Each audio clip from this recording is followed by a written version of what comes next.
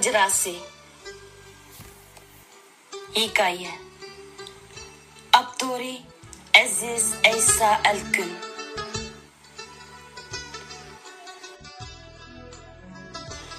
Çoğlarının dep berişçe, burunqi zamanlarda bu mahallenin sırtida nahayt suyumul bir daryo bo'lgan ekan. Odamlarning ko'payishi, zamonlarning o'tishi bilan bu iqinimul daryo iqishdan to'xtab, asta-asta qurib ketibdi. 100 kilometrlarcha xuddi yilon to'lg'angandek iz qoldirgan bu azim daryoda suv bo'lmaganligi uchun daryo bo'ylarini ota buvilarga o'xshashli makon tutib yashab kelgan keyingi avlodlar tarafidan quruq daryo deb atilibdi. Bu quruq daryo hayot vaqtida ikki qosniqqa qoldirib ketgan laylatqalar. Shamollarning uchirtib ko'chirishi bilan daryo qishini bo'ylab cho'ng kichik do'nglar paydo bo'libdi. Bu daryo qishida yashab kelgan el o'z yurtlarining nomlarini burun cho'ng daryo qash, o'rta daryo qash va kichik daryo qash deb farqlantirib atab kelgan bo'lsa, daryo qurib ketgandan keyin yurtlarning ismlari asta-asta cho'ng do'ng mahalla, o'rta do'ng mahalla va kichik do'ng mahallalarga o'zgarib ketibdi. Siz o'qiyotgan bu hikoya mana shu kichik do'ng mahalliyasida yuz bergan edi. Azaldan o'lab, mol chorva beqib hayot kechirib kelgan bu yurtning xalqi almisoq jahon aylanib bugunga kelganda dehqonchilikni asos, chorvachilikni qo'shimcha kasb qilib kun kechiradi. Kichik do'ng mahallasidagi bolalarning eng aqllisi, eng izzatlisi, kichik mullam deb atilib kelgan Qodir qorim bo'lsa, mushu mahalladagi 100 obro'yliq Osman imomning e'tiborli kenji o'g'li bo'lib, hamma kishilar uni Qodir qori, mahallamizning kichik qorisi deb tarpini qilishadi. Osman imom bir qancha qatam Makka mukarramga haj safar qilish uchun tayyorlik qilgan bo'lsa-mu, ammo pasport ololmay armonda qolgan edi. Osman imomning yuragi bu ish uchun har kuni og'riydi. Shundoq bo'lishi qarmay, mahalli ahli o'z imomini dindor, taqvodor, kishining haqqiga ko'z qirini solmaydigan, haqni so'zlashdan qo'rqmaydigan, Xudo yo'lidagi taqvodor odam deb tarpini qilib hurmat bildirishadi. Osman imom umrida 2 qatim uylangan. Jami 5 farzand ko'rgan bo'lib, bolalarining 2si qiz, 3i o'g'il.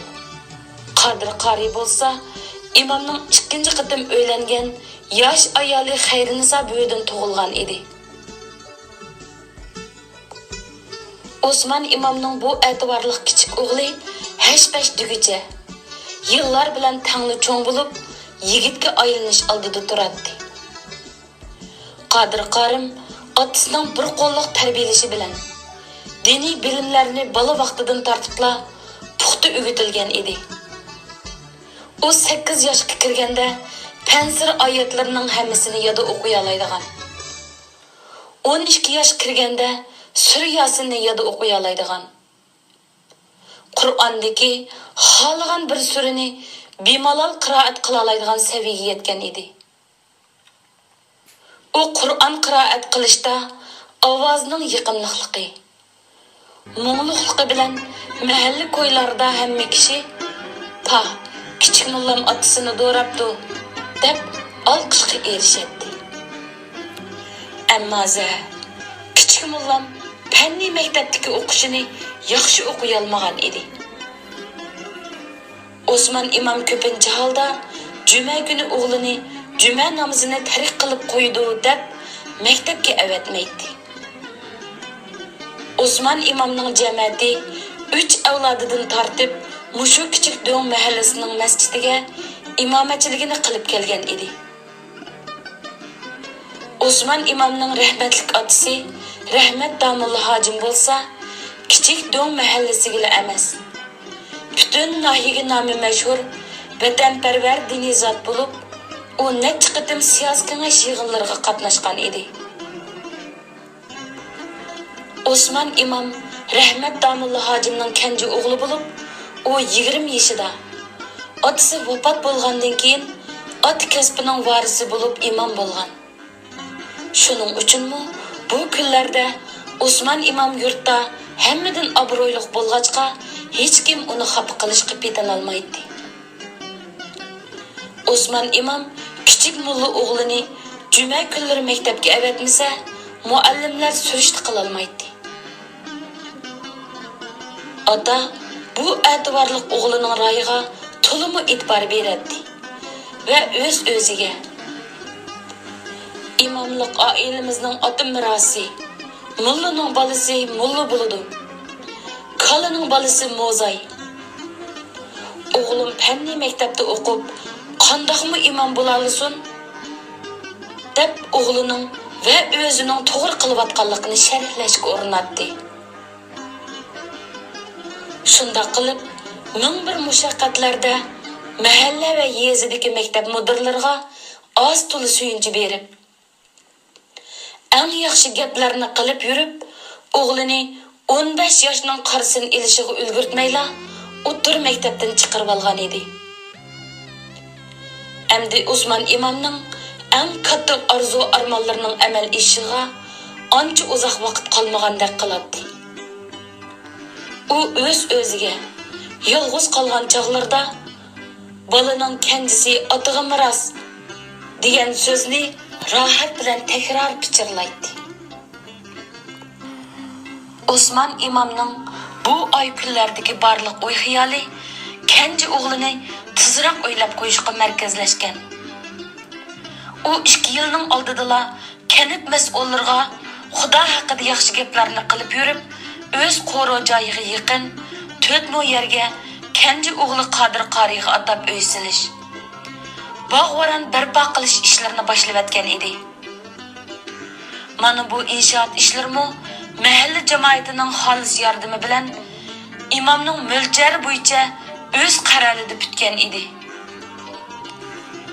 Amdiki navbat kelar juma kunidan keyin qolmay Cho'ngdong mahallasidagi Hidoyatulloh imomning 13 yoshning qarisini amdi olgan kenji qizi Rohilla xonga elchi kirgizib, ota-onasining ma'qulligini elish va uningdan keyingi haftasida to'y vaqtini bekitish edi.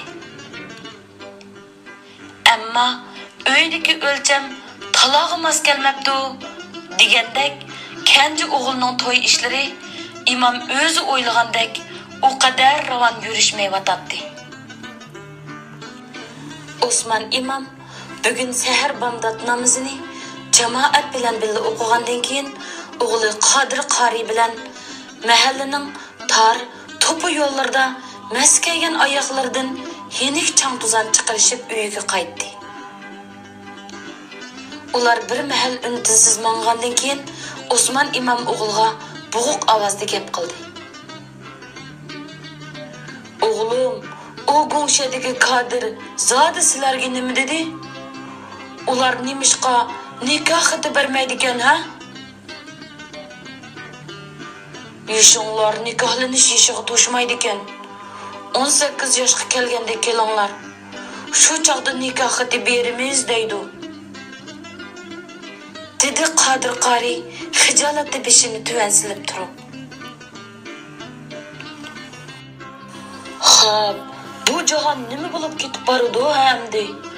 Bu haq islom shariati deganni yo bilmasa. Burun bizning zamonimizda nada undoq gaplar bo'lsin, ha? O'g'il bola degan ot ustida o'ltiraloqdek bo'lsalar, xotun oladi. Qiz bola tomoq bilan beshiq birni qo'ysa, yiqilmisil yotliq qilinadi. Aytqina, sen shu gapni qilgan Qodirning ismi nima ekan? Deb so'radi imom ta'xirsizlik bilan. Sodiqjon deydi.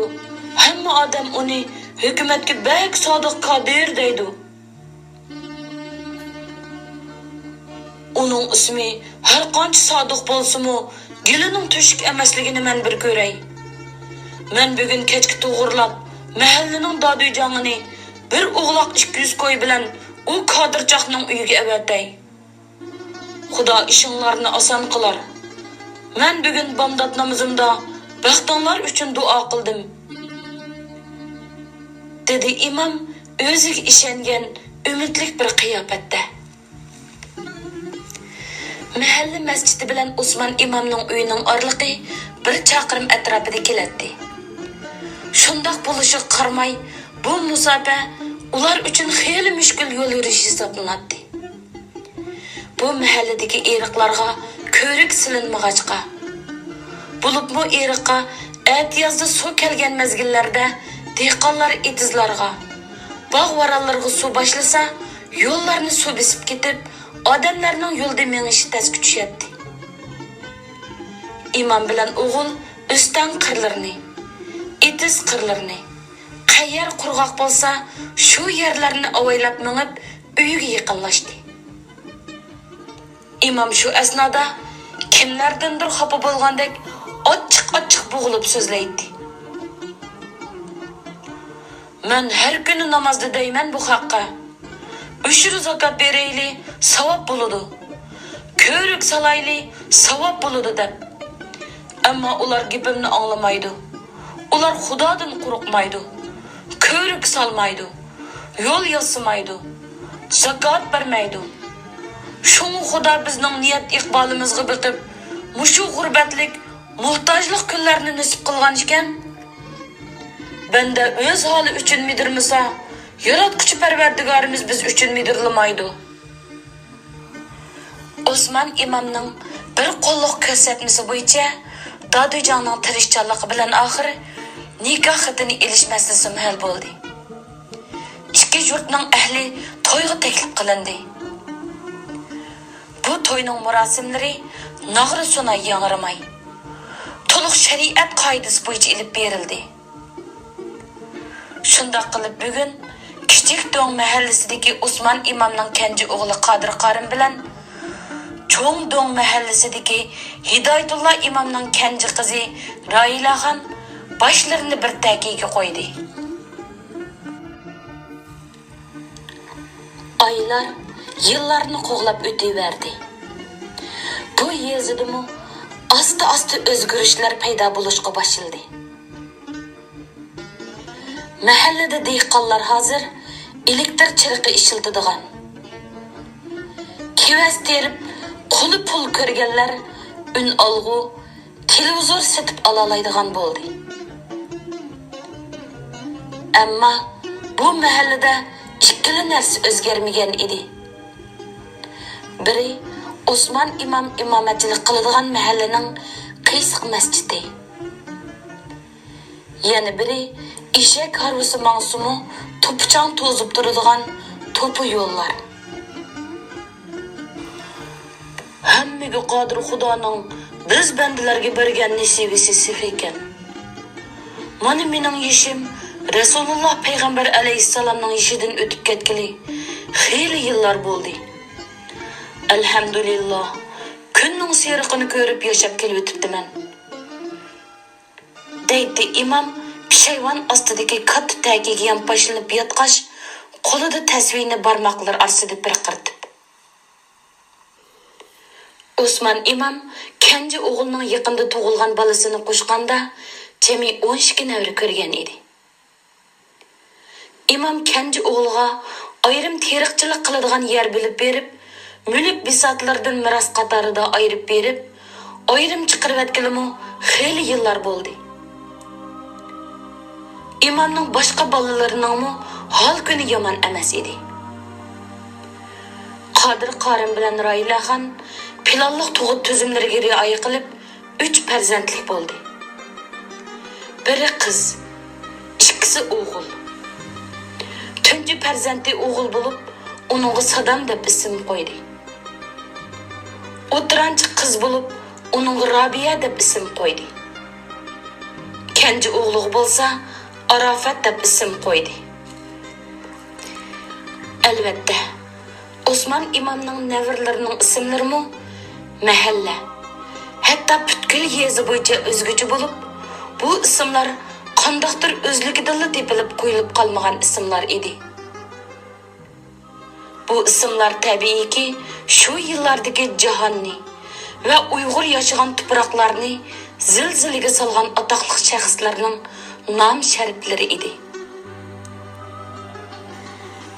Gerçi Qodir Qorim o'rta maktabni tugatgan.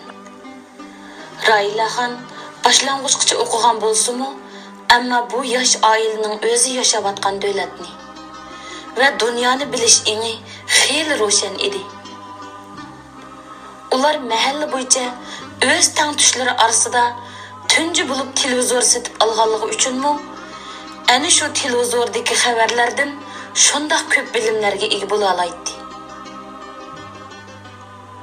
Kucha qarilarga xos bo'lgan siliq sipoylik, mijozning yumshoqligi, oq ko'ngilligi, kishilarga qiladigan yaxshi muomalalari bilan Qodir qori mahallada hurmatga sazovor yigitlardan edi. Shuning uchunmi uning mahallada do'stlarimi ko'p edi. Bo'libmi berish kelish qiladigan do'stlari ular televizor olgandan keyin ko'payishga boshladi.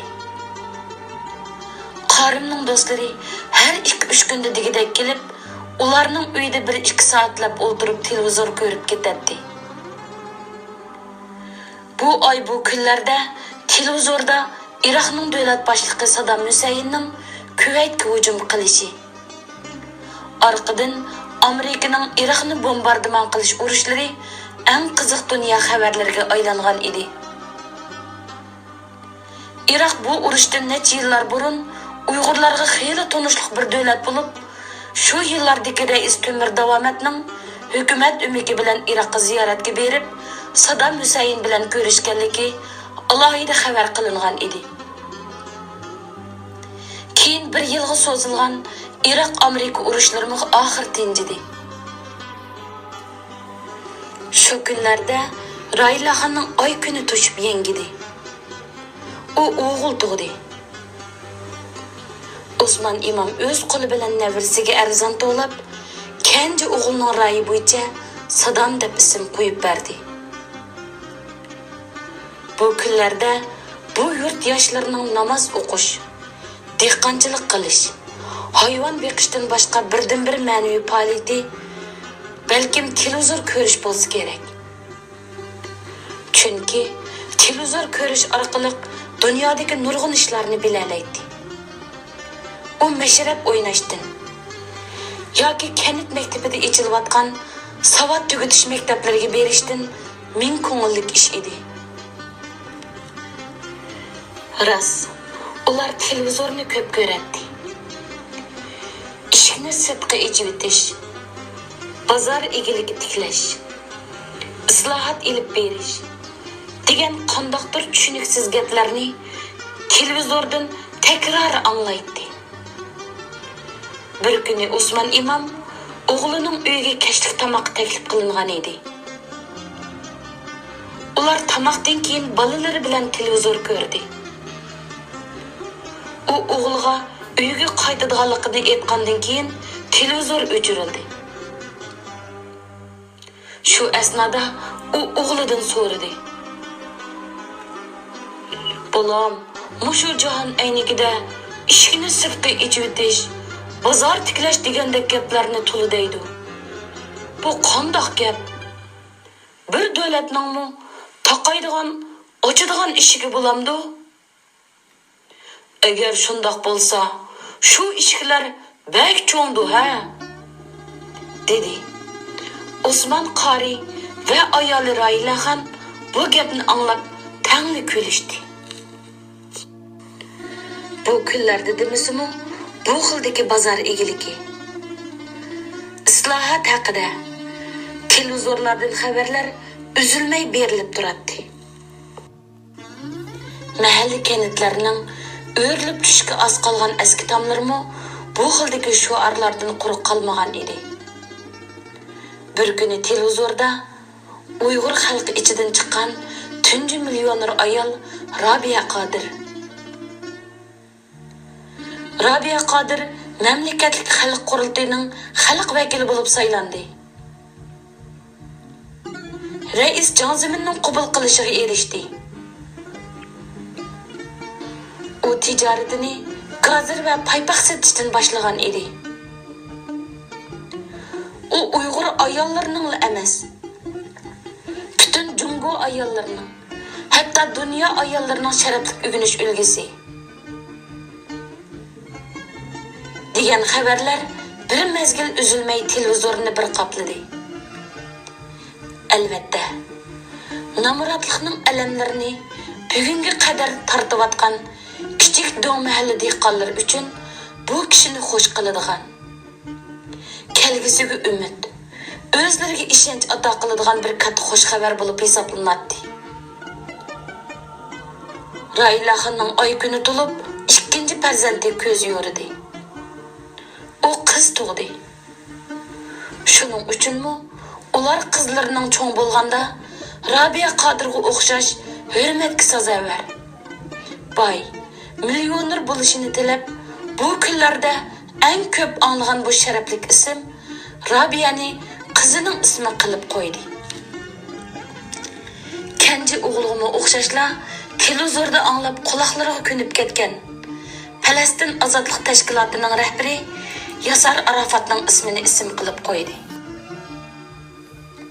Mana bu Osman imom navrlari ismlarining qanday qo'yilganligi haqidagi hikoya edi. Ammo bu ism qo'yish hikoyasi buning bilan tugimadi. Tabiiyki, ma'lum bir kelajakda zamonning o'zgarishiga ergishib, bu sharafli ismlarning bir hukumatning nazarida eng qo'rqinchli, hatto fuqarolarni eg'izidan chiqarishdan qo'rqadigan bir gunohkor ismlarga aylanib qolishini. Jumladan, bu ismlar sababli Usmon imom oilasiga bir maydon balo qazolarning kelishini hech bir kishi tasavvur qila olmaydi. Yaqinqi yillardan buyon mahallaning bo'lsin yoki oilasining bo'lsin, hech bir ish Usmon imomning qayoshiga yarasha bo'lmay, xotirjamlikni buzib o'tadi. Uning ustiga imomga xeyli qiyirlik yetib qolgan edi. Bir qancha yil ilgari yezi boshliqlarining va mahalla munisipalitlarining qo'shilishi bilan Usmon imom kenji o'g'lini o'ziga varis qilib bekitib, mahalla masjidining imomlik vazifasini o'tkazib berib, uzun yillik orzu armani amalga oshib, ko'ngli orom topgan edi. Ammo uning ko'ngli yaqinqi oylardan buyon u qadar xotirjam emas. Atrofida bo'layotgan o'zgarishlardan imom norozi edi. U ba'zida mahalladagi yalangboshdoq, beshiga choch qo'yib olgan, qo'lidan sigara tushirmaydigan, cho'nglarga salom qilmaydigan o'g'il bolalarni yoki tar ishdan kiyib olgan, belini yerim yalang'och o'chib qo'ydigan, beshiga yog'liq ortmaydigan qiz bolalarni ko'rsa, "Hey, issiq musulmonning bolalari, avlodlar mushu qadar buzilib ketdimi? Bolalarimizning kiyimidan qaysisining qiz, qaysisining o'g'il ekanligini yo bilolmasak, bu nima ish bo'lib ketdi endi? Bizdagi iymon, sharmi hayo, bizdagi shariat, bizdagi go'zal urf-odat, isil axloqlar qani?" deb chechilib, o'zi cho'gindek qaynab so'zlab ketadi. Bulubmu Usmon imomni eng ko'p xaf qilayotgan ish yaqinda Noyilik diniy ishlarni boshqarish idorasi tomonidan butun nahiya bo'yicha ilib berilgan. 5 yaxshi imomlarni baholab bekitish shamiliga uchrab ketgan o'g'ilning shu baholashda 5 yaxshi imom bo'lib baholana olmaganligi edi. Mushu sababdan o'g'lining imomlik qilish kinishkisi berilmay, imomlik qilish vazifasini qoldirilish xavfini kutib turibdi. Yillar odam mayliga hech boqqan emas. Odamlar vaqtning o'lchami hisoblanadigan yillar bu dunyodagi hamma narsani ko'nirtishga qodirdir. O nativan sho'x balalarni o'zlarimi tuymagan bir vaqt ichida qiz yigitga aylantirsa, yana shu qiz va yigitlarni ma'lum bir vaqt ichida buvoy va momaylarga aylantirib qo'ydi. Mana bizning bu yosh imomimiz Qodir Qorim bu yil hayotning 38-bahorining lazzatini surmoqda edi. Qodir imom bilan Railaxon balalarni cho'ng qilib qatorga qo'shish uchun bu yurak parlarining o'tida o't bo'lib ko'ydi. Suyda suv bo'lib oqdi. Ular o'zlari har qancha jafo tarsimi balalarni o'qitdi. Mana bu yil cho'ng o'g'li Sadam to'liq o'tir maktabni bitirish oldida turibdi. O'tiranchi qizi Rabiya o'tir maktabni bitiribla Ishqirdagi bir Xitoy tili to'liq o'tir maktabida haqsiz o'qishga qabul qilindi. Arafat bo'lsa, bu mahalladagi qo'sh tillik boshlang'ich maktabni bu yil bitirdi. Bu yil Ramazon oyi kirgandan buyon Qodir imom xeyli aldirash bo'lib qolgan edi. U har kuni degidek mahalla jamoatiga imomlik qilib, 5 vaqt namozni masjidda o'qiydi. Kechda xubdan namozidan keyin Ramazon tarafisi o'qiydi. Bu yil bu kichkina masjid alohida avatlashib ketgan bo'lib, burunqi zodil o'xshamaydi. Masjidga kelib namoz o'qiydigan odamlarning bo'libmi yoshlarning tizin ko'payishiga ergishib, bu masjidni boshqarishga yezidan kelgan soqchi va kadrlarning sonimi ko'rinarli oshgan edi. Ular navbat bilan masjidga kimning kirib, kimning chiqayotganligini nazorat qiladi. Agar ular yeshi kichikroq yoki maktab o'quvchilari deb gumon qilgan hamon shundoq yoshlarning kimliklarini tekshiradi. Yoki masjidga kirishini to'sadi. Ish qilib bomdod namozidan tortib, xubdan namozigacha masjidning oldidan nazorat qiluvchilarning oyog'i uzilmaydi.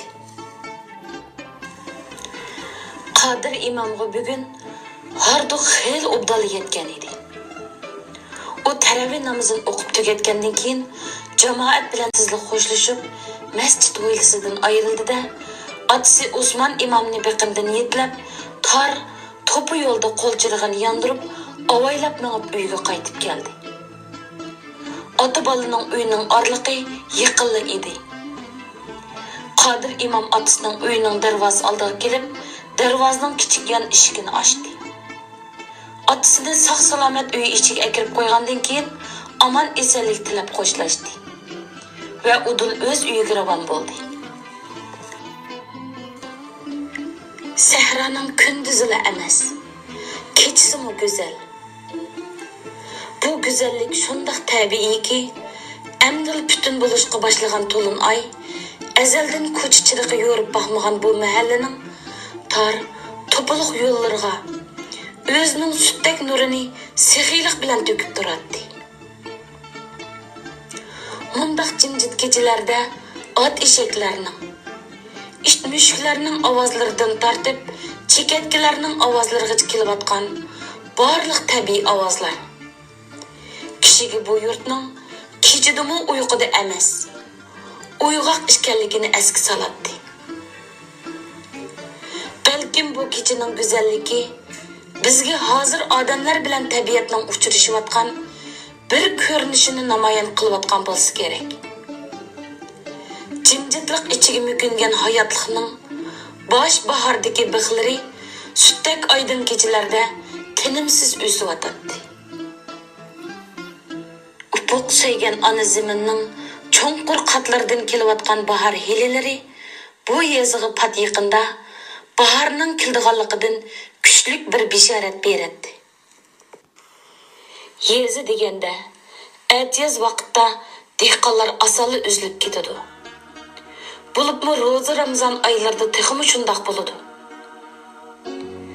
Railaxon bugun kenji o'g'li Arafatni velosiped bilan qo'shni mahalladagi Salim baqqalning uyiga avatib, meva-chevalar keltirdi. Ramazon boshlangandan buyon Qodir imomning mahalladagi 3-4 tangtush do'stlari har 2 kunda degidek taravidan yongandan keyin birisining uyiga yig'ilib bir qancha soat birga ibodat qilg'ash, o'zaro diniy bilimlarni o'rgangash, dunyoning paranglarini qilishib ham suhbat bo'lishadi. Mana shu qoidalar bo'yicha bugungi kechlik suhbat Qodir imomning uyida bo'ladi. Mehmonlarning keladigan vaqtimi bo'lib qoldi. Kunduzdan beri Raylaxon yo'ldoshining bu aziz do'stlarini kutib olish uchun tayyorliklarni qilib ulgurgan edi. Bog'liqdagi it g'azab bilan qovib, uyga mehmon kelganligidan bishorat berdi. Qodir imom aldirash ho'yliq chiqib do'stlarini kutib oldi. Assalomu alaykum dedi kelgan mehmonlar orqa-orqadan. Va alaykum assalom. Qani tortilmay uyga kiringlar. Marhamat deb mehmonlarni uyga boshladi imom. Bugun kelgan mehmonlar 4 kishi bo'lib, ularning orasidan hammadan bo'yi egizi. Inchki ko'ringani azod. Bo'yi ancha pasmi emas, ammo qomatli ko'ringani Ziyovdin. Qolgan ikkisining bo'y turqi asosan o'xshash bo'lib, birisining ismi Savud, yana birisining ismi Mahmud edi. Ularning hammasi Qodir imomning bola vaqtlaridan tortib birga o'ynab, maktabda birga o'qib cho'ng bo'lgan mahalladagi eng qadimiy do'stlardan edi. Ular aldirash oyoqlarini silishib, mehmonxona uyining to'risidan o'rin oldi va duoga hammasi tangli qo'l ko'tarishdi.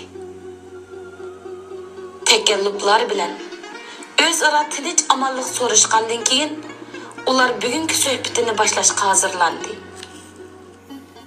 Mehmonlar oldiga silingan dasturxon mo'l bo'lib, qattiq quruq yel yemishlardan tortib meva-chevalargacha, tatliq turumlardan tortib non to'qashlargacha. Ish qilib dehqon uyi bo'lishi qarmay, dasturxondagi ne'matlar mo'l edi. Raylaxon mehmonlarga choy tutdi. Dasturxonga beqishga o'ndidi. Kenji o'g'il Arafatmi opis bilan tang yugurib yordamlashyotdi. Xo'sh, undaqda bugun biz Qissasul Anbiyoning oldin qatim to'xtatib qo'ygan yeridan boshlab birdam o'qishni davom qilamdik, dedi yosh imom o'rnidan turib. Uyning bir bo'lingidagi shira ustiga tiziqliq turgan kitoblarga qo'l uzdi. Shunda qilayli. Oldingi qatimda bu kitobning 5-qissasi kelib to'xtab qolgan edi, dedi imom sungan qalin kitobni ikki qo'li bilan hurmat bildirib olgan Ziyovdin o'nlik ovozda. Ziyovdin kitobni o'nlik o'qishga boshladi. 5-qissa Hazrati Nuh alayhisalom vaqalarining bayoni. Hazrati Nuh alayhisalomning asli iti Lamak bo'lib, ko'p yig'ilgan sababdan Nuh deb atalgan. Uning to'liq yig'ilishi tuvandagi 3 sababdan edi. Bir kuni shayton layin kelib, Nuh alayhisalomga bekmo minnatdorlik bildirdi. Shu daqiqalarda ho'ylidagi ishning nihoyat g'azab bilan qovgan ovozi qo'shilib, eshikning qattiq urilishi bilan tang, xuddi qiyomat qoyim bo'lgandek, imomning uyi pat-paraqchilikqa to'ldi. Darhol eshikni ichish, biz soqchi. Soqchilar eshikning uy egalari tarafidan ichilishini kutib turmaydi. Tepiklar, miltiqning va kaltaklarning, yana qandoqdir qurollarning eshikka g'azab bilan urilishi bilan eshik qaraslab yerildi. Ular uy ichiga bosib kirishdi. "Medirlama, hammaning qo'lini ko'tarish!" deb varqirashdi ular, qurol va kaltaklarni havoda pulangildi. Qo'l chirig'i bilan tang tapancha, avtomat, tok kaltaklar uydagi hamma odamning bishiq tanglaklik edi. Albatta, bu kichkina uyning ichi bu kechida kelgan kutilmagan mehmonlar bilan liq to'lgan. Ular jami 8 kishi bo'lib, oradan 3 kishi odatdagi puxrach kiyim bilan. Qolganlari seriq rangli askar kiyim bilan edi. 3 askar uyning bulungidagi shira ustida tiziqliq turgan barliq kitoblarni va hilidan yigitlar o'qiyotgan kitobni, televizor yanidagi bir qopchiq ichiga tiziqliq turgan bir qancha unsin plastinkalarni, ish qilib uy ichida saqchilar gumonlangan, elib ketishga qiziqqan hamma narsalarni yig'ib bir tag'arga silishdi. Bu askarlar bir-birlariga Xitoycha bir nimlarni deyishyapti. Kecha bo'lg'achqa ham ularning kiyib olgan kiyimlarining hammasi o'xshash bo'lg'achqa, bu saqchi askarlar orasidan bir ikkisi Uyg'urcha gap qilg'achqa, ularning millat tarkibini bilish qiyin edi. Qisqasi, Qodir imom va uning do'stlari bugun tutqun qilingan edi. Ularning hammasining qo'liga silingan ko'zlar ay sho'lasida yalt-yult qilib chaqnaydi. Ular miltiq va kaltaklarning yuz ko'zlariga urilish bilan tang saqchi avtobusiga yollab chiqarildi. Saqchi avtobusi yezining to'pi yo'llarida orqasidan bo'ron chiqarib oldiga yuradi. Qayerdandir kelayotgan itlarning qavashlari, eshaklarning hangrashlari, xuddi avtobusning to'rt chaqidan uzilmay chiqayotgan chang to'zonga o'xshash, ancha uzoq o'tmayla tun qorong'uligi ichida g'oyib bo'ldi. Qodir imom bilan uning do'stlari tunogin kechini turmada o'tkazdi. Ikkinchi kuni tushga yaqin bir gundubay kelib, Qodir imom solangan kamerni ochqichini sharaxtib ochdi va uni yollab boshqa bir xonaga akirdi. Isming nima? Qodir Usmon. Ayoling bormi? Bor. Qancha bolang bor? 3. Balalaringning to'liq ism familiyasini ayta. Chiroydan amdil 20 yoshlarga ulashganligi aniq ko'rinib turadigan bu yosh so'roqchi bilan jinoyat gumondori Qodir imom o'tirsidagi suhbat mana mushundaq davomlashyotdi. Bu yerning yer ustimi yoki yer ostimi va yoki qandoq bir yer ishkanligini imom hech aniqlay olmaydi. Tunugin kechida ular tutqun qilinib, saqchi mashinasi bilan noma'lum bir yerga opirildi. Ondan beshig'i tag'ar kaydirilib, boshqa bir mashinaga o'ltirg'izib, yana bir noma'lum yerga elib berilgan edi. Ular ayrim-ayrim kamarlarga sulangan bo'lib, sudan boshqa ular yeydigan hech narsa berilmagan edi. Cho'ng qizimning ismi Robiya Qodir. Nima dedim? So'roqchi saqchi o'rnidan dassida chachirab turib ketdi-da, o'ltirgan o'rindiqni puti bilan tepib cho'ribatdi. U Qodir imomning oldiga hayvi bilan yugurib keldi va bigiz barmoqini uning peshonasiga nuqib turib so'radi. Yana bir ayta, cho'ng qizning ismini, dedi so'roqchi varqirab turib. Robiya Qodir, dedi Qodir imom. Uning ovozi bo'g'iq, gapi kamtuk chiqyotdi. Sen mollalar shu qadar haddingdan eshishdingki, hatto bolalaringning ismlariga hech aymanmasdan chet eldagi 3 xil kuchlarning milliy bo'lginchi, terrorist kattavashlarning ismlarini qo'yishga petanishding. Senlar ulug' partiyaga, ulug' Junxo millatiga qarshi chiqishding. Biz senlardan buning javobini birdan-bir olamiz, dedi bu saqchi tukrigini chachirdi. Ovozi putib qolg'uchi varqirab. U yana o'rindiqqa qaytib bordi. Yenida o'ltirgan 30 yoshlardagi Xitoy saqchiga xeyli uzoq Xitoycha bir nimlarni dedi. Qodir imom ularning gaplari orasidan faqat Robiya Qodir degan so'zni tushunadi. So'raxona ichida bu Uyg'ur zuvalliq saqchining kompyuter knopkasini kuchab urib xat yozayotganda chiqayotgan taraq turuq ovozdan boshqa hech bir ovoz anglanmaydi. Heliqi yenida o'ltirgan Xitoy saqchi bo'lsa, burnidan turxundan chiqayotgan isqa o'xshash is chiqarib, tamakisini to'xtamay sho'raydi. Bu jahon nima degan tangshalmagan jahon-a? Meni otam kichik vaqtimda o'ziga o'xshash mulla qilaman demay, yuqori maktabgacha o'qitgan bo'lsa, men mushu topda bu Xitoylarning o'zim haqida nim deyishayotganligini bilgan bo'lsam. O sultakdak men bu kompyuter ishlatishni bilgan bo'lsam-a?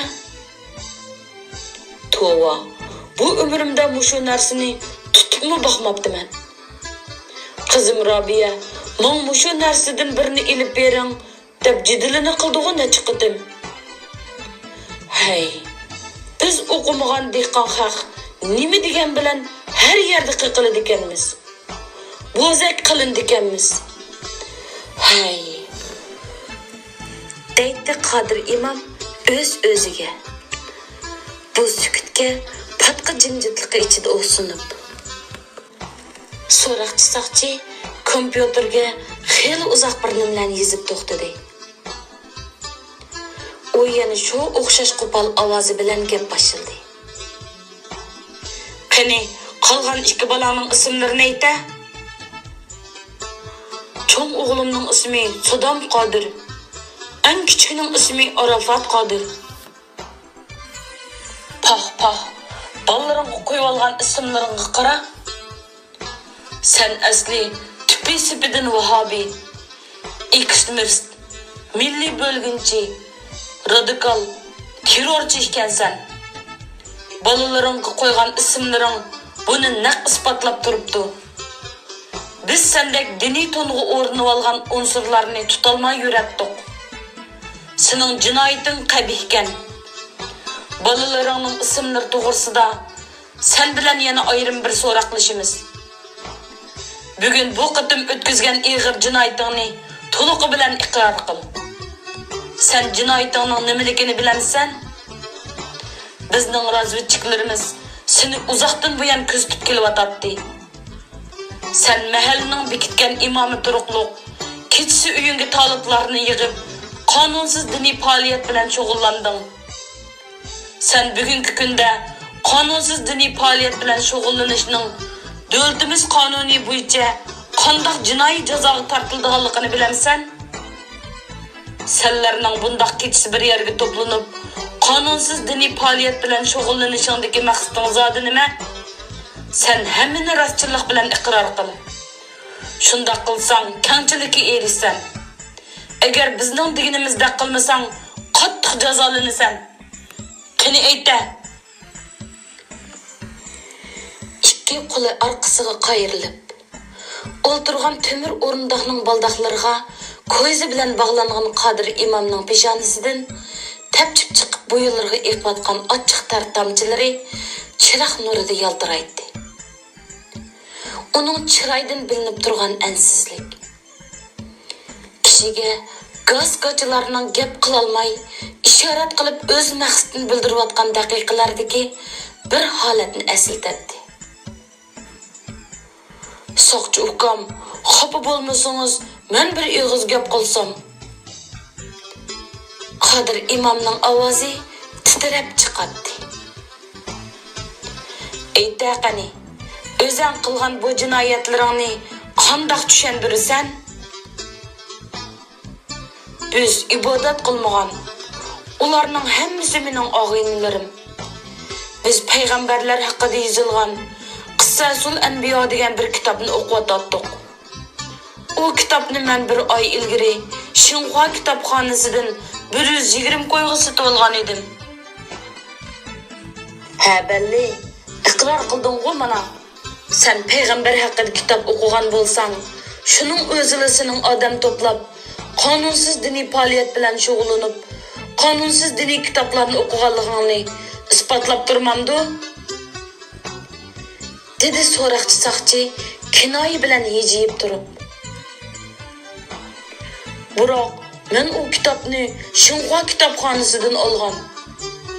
Qonunsiz kitob bo'lsa, u yerda sotilmas edi, ukam. Dedi imom ovozini imkon bor yumshoq chiqarishga tirishib. Sen texi men bilan takalishyotamsan? Bu yerning qayer ekanligini bilamsan? Dedi so'roqchi soqchi hömiyib. O gapini tugatmayla Qodir imomning oldiga etilib keldi va uning beqillariga, maydasiga toki puti tilib qolg'uchi tepishga boshladi. Bu holat kishiga bir g'aljir itning tuyoqlari bog'langan bir yuvosh qo'yni g'azab bilan tishlayotgandagi bir ko'rinishni eslatdi. Shu kecha Qodir imom bilan billa 5 yigit soqchilar tarafidan yoshirin tutqun qilingandan keyin Kichik Do'ng mahallasi cho'nqur sukutga patgan edi. Gerçi shu tutqun qilish vaqasi yuz berib, oradan 3 hafta vaqt o'tgan bo'lsa-mu, Raylaxon yo'ldoshining o'lik yoki tirikligi haqida hech qanday bir xabar ololmadi. Raylaxonning erini izlab necha qitim yezi soqchixonasiga, Noylik soqchi idorasiga, hatto Noylik yig'ilib tekshirish turmasigacha berib surishti qildi. Ammo natijasi o'xshash bo'lib chiqdi. Hech bir odam Qodir imom qatorliq Kichik Do'ng mahalla yigitlarining qayerda ekanligi to'g'risida xabar bermadi. Ammo oradan 1,5 oy o'tganda yashinib qolgan Osmon imom oilasida kutilmagan bir maydon ism mojarosi yuz berdi. O'zlarini Noyilik diniy va milliy ishlar idorasidan keldik deb tunishtirgan bir qancha kadrlar bilan birga yezining boshlig'i qo'shilib bir to'p odamlar 10 necha soqchi va askarlarning hamrohligida Osmon imom oilasiga alohida xizmat bilan kelgan edi.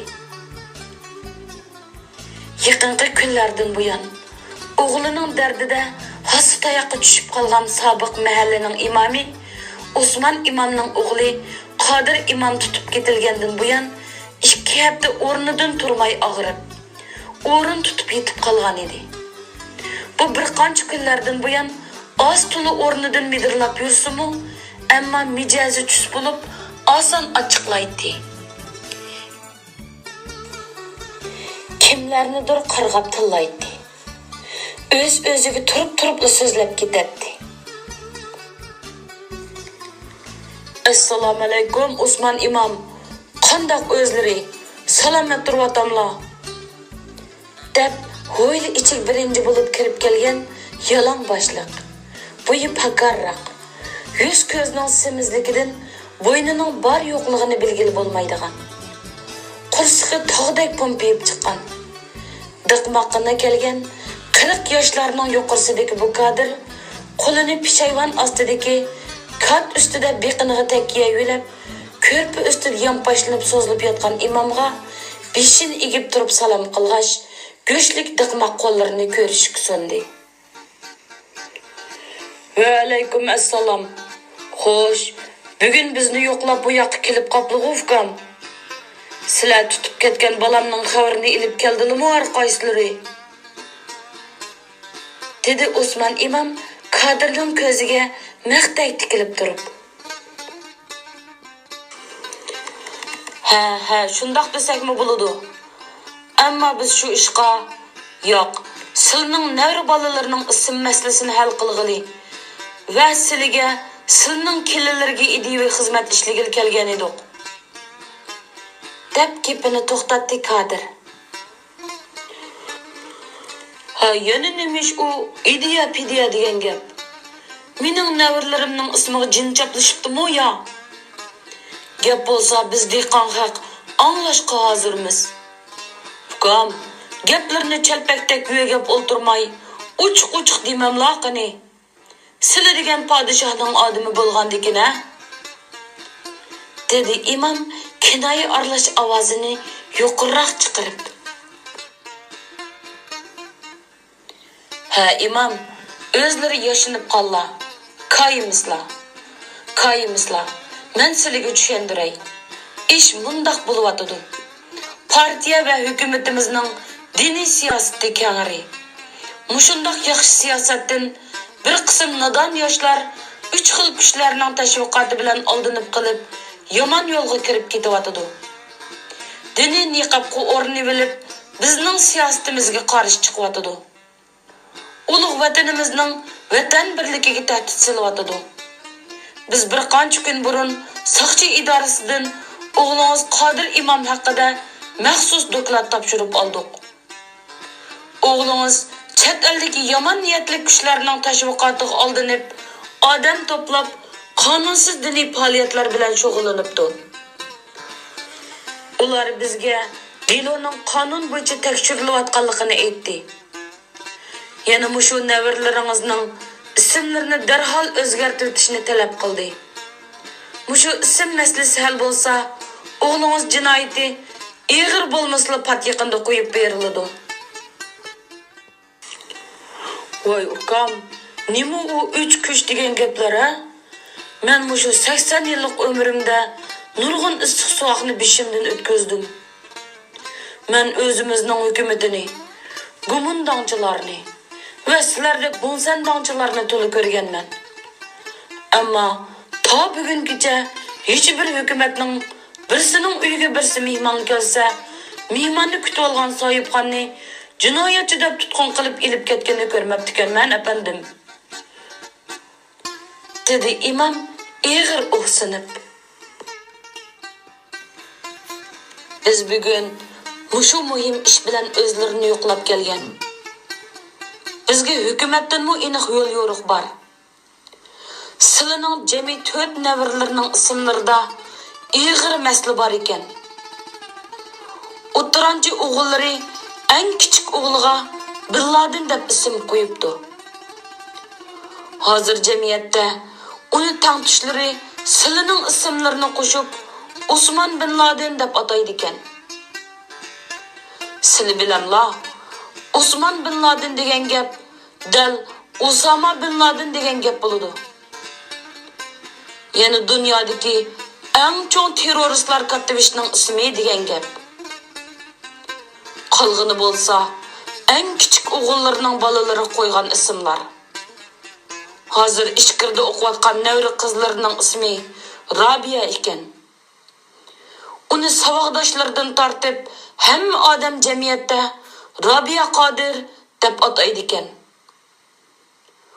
Mundaq Sharqi Turkistonchi terroristlar kattivashlarining ismlari Şinjanning muqimligini qo'g'dash kurashida ig'ir tahdid ilib kelyotidi. Markaziy hukumatimiz yaqinda bu ismlar haqida maxsus qizil xatlik uqtirish chiqarib, mushundaq dunyo terroristlarining ismlarini Uyg'urlar orasida ism qilib qo'yishni qat'iy chekladi. Yana bor, kenji o'g'illari Qodir, tunji o'g'liga Sadam, kenji o'g'liga Arafat deb ismlar qo'yibdi. Bu ismlarmi o'xshashlar qo'yish cheklangan tizimlikdagi ismlardir. Bu gaplarni anglab kayfi ushgan, yana anglashga sabr qilib tura olmagan imom bu kadrning gapini uzibli gap boshladi. Endi mening bu o'layjinimga o'g'limning dardini tortayotganim yetmagandek, navirlarimning dardini mu tortishim kerakmi, Qodir janoblari?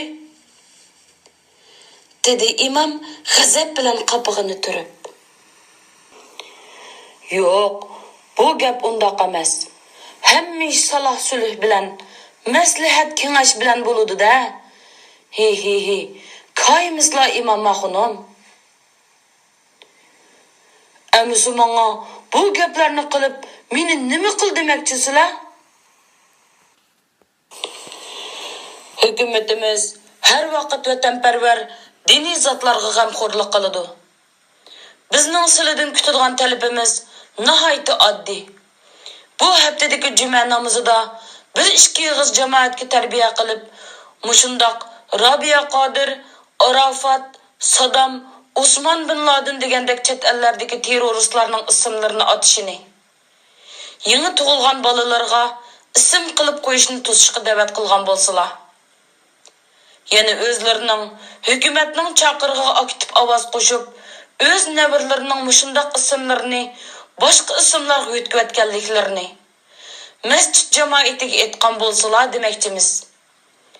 Hozir bizning nahiya tavayimizda bolalarga mushundaq yomon ismlarni qo'ydiganlar ko'payib ketib boradi. Bu bizning vaziyatimizga zo'r muqimsizliklarni ilib keldi. Hozir yezlarga tushgan xizmat gruppasining kadrlari mushundaq cheklangan ismlar tizimligi tashviqotini uy-uy kirib tashviq qilyotdi. Mushundaq yomon ismlarni o'zgartiryotdi. Sizlar masjidda yaxshi mo'min musulmonning bolalariga mundaq ismlarni qo'yishning vojib emasligini so'zlasizlar. Sizlarning gaplarini hamma odam anglaydi. Jamoat sizlarning eg'izlaridan chiqqan har qanday gapni to'g'ri deb biladi. Bizning talabimiz bo'yicha mushundaq qilsalar, biz sizlarning ko'rsatgan vatanparvarlik xizmatlarini hukumatga ma'lum qilsak, ondan o'g'illarni qo'yib berishga amal bo'ladi. Qolgan ish o'zlariga qoldi imoma xonima. Deb gapini tugatdi kadr. Xo'sh, maqsad va niyatlar menga ro'shan bo'ldi.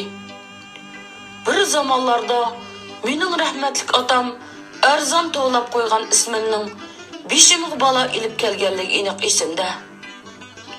Balkim o'zlar u chaqda tug'ilmagan bo'g'iydilar. Bilaklariga qizil belgi taqib olgan bola inqilobchilar sening isming aksini inqilobchi, Sharqi Turkistonchi Pan Turkis Osman banditning ismi bilan o'xshashgan.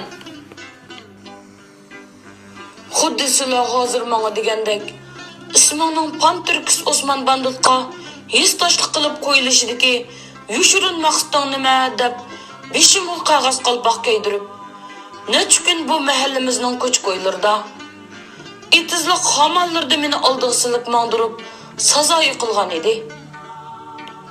Oxir bolalarga og'zim qichishib, bu ismni otam menga qo'ygan. Xuddi sizlarning isminglarni mavjushi emas, o'z otanglar qo'ygandek. Shuni sizlar meni emas, men mushundaq aski ism qo'yib qo'ygan otamni tepib sazo qilinglar. Uning go'ri ov mahalla mozorliqda deb sopdiman. Shuning bilan inqilobchi bolalar mening qo'limni bog'lab, meni bir kun daraxtga esib qo'yib, Pan Turkis, Pomshik, aksini inqilobchi unsurning pushti deb urtug'ma qilib qiynagan edi.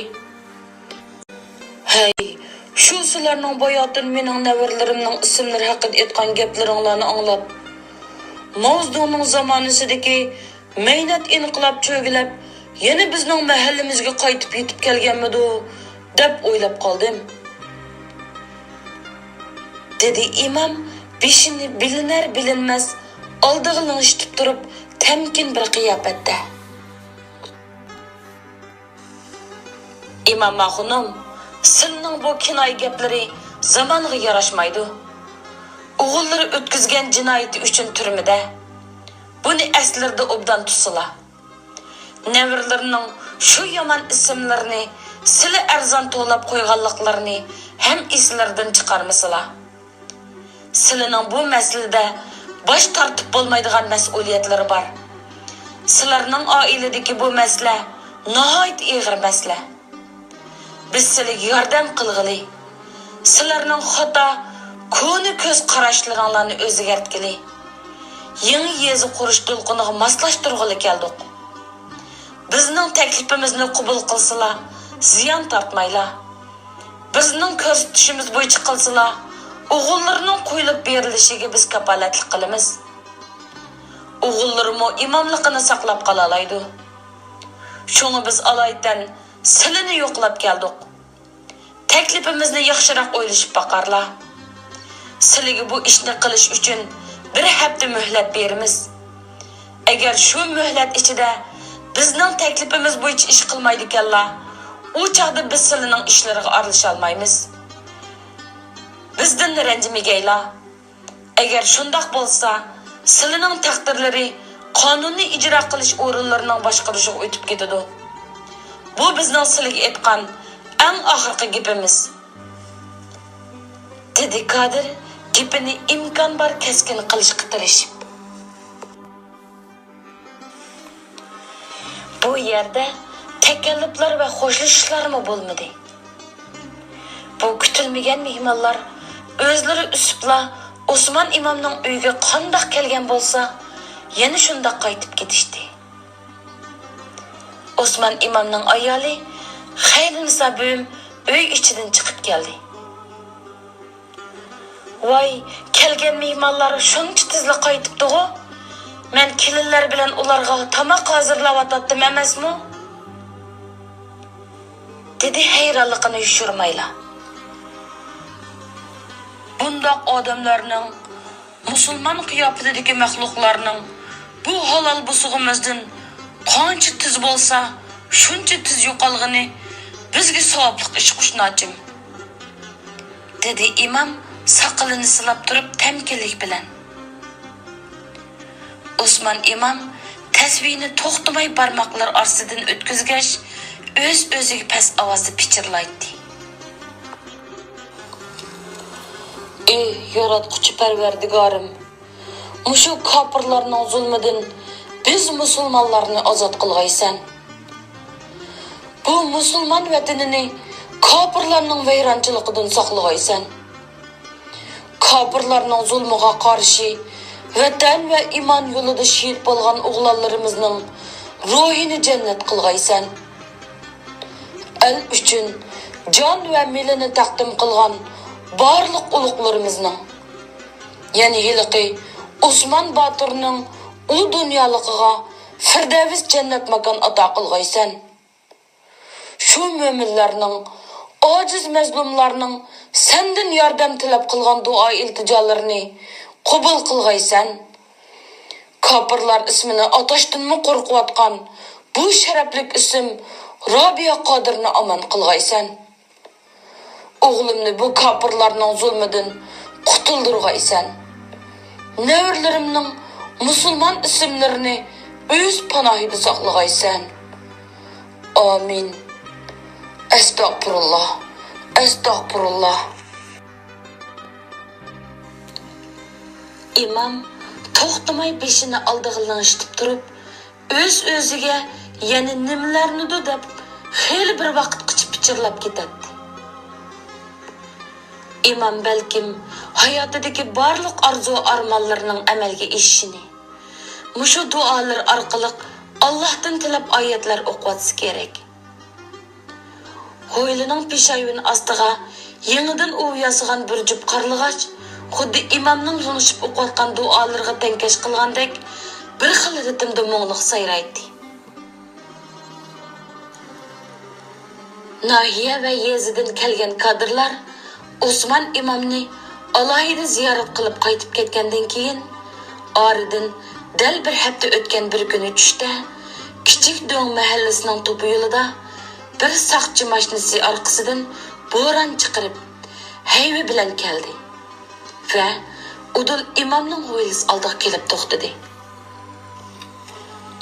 Oradan ancha ko'p vaqt o'tmay texi ko'tarilgan chang tuzallar yo'l bo'ylaridagi terak va uzum daraxtlarining yopirmoqlar orasiga butunlay singishib ketishga ulgurmagan bir paytda heliqa mashina yana orqasidan o'xshash chang tuzallar chiqarib mahalladagi kishilarning ko'zidan tizli g'oyib bo'ldi.